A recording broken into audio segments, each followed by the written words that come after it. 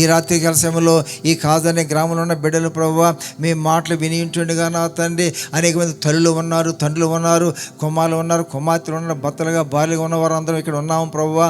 దేని విన్న వాక్యాన్ని బట్టి అవును కదా, నేను పైకి భక్తి గల వ్యక్తిగా కనబడుతున్నాను కానీ పైకి నేను పుణ్య వ్యక్తిగా కనబడుతున్నాను కానీ నా అంతరంగంలో పుణ్య లేదు కదా అనే విషయాన్ని గ్రహించుకొని నేను పాపిగా పుట్టాను, పాపిగా పెరిగాను, పాప తత్వంతో నేను కింద మీద పడుతూ ప్రభు విడుదల లేకుండా ఉంటున్నాను ప్రభువా. మీ వర్తమానం ద్వారా మీరు నాతో మాట్లాడారు ప్రభువా.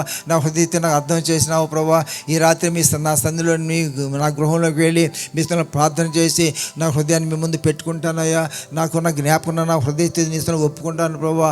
ఈ రాత్రి నన్ను దర్శించండి ప్రభువా. సమతిని మార్చింది దేవుడా, ఈ రాత్రి నన్ను మార్చినట్లయితే ఆ గ్రామాన్ని కూడా నేను మార్చుకుంటానయ్యా. సమరైతే సాక్ష్యం ద్వారా గ్రామాన్ని ఎలా మార్చుకుందో నేను కూడా నా గ్రామాన్ని మార్చుకుంటానయ్యా. సమరైతే హృదయతను గ్రహింపు చేసిన రీతిగా నా హృదయతను నాకు గ్రహింపు చేస్తే నేను కూడా ఒప్పుని విడిచిపెట్టి సరి చేసుకుని సమాధానం పడతాను ప్రభువా.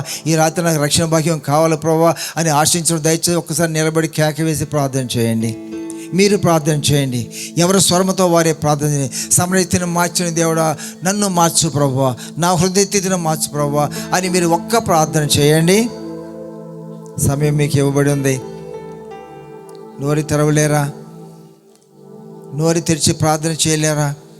ప్రభువా వ్యాధుల నిమిత్తం వైద్యుల దగ్గరికి వెళుతున్నాను, వ్యాధుల దగ్గరతో వైద్యుల దగ్గరికి వెళ్ళాను కానీ నా పాపాలు వైద్యుల ముందు పెడితే వాళ్ళు మార్చలేరు.